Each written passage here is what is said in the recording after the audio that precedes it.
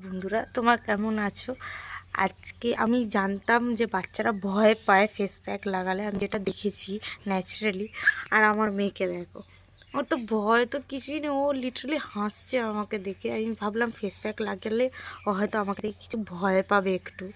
ও ভয় পাচ্ছে না। এই দেখো, এই দেখো ও হাসছে, দেখেছো তোমরা? ও হাসছে, ভয় তো পাচ্ছেই না, উল্টে হাসছে।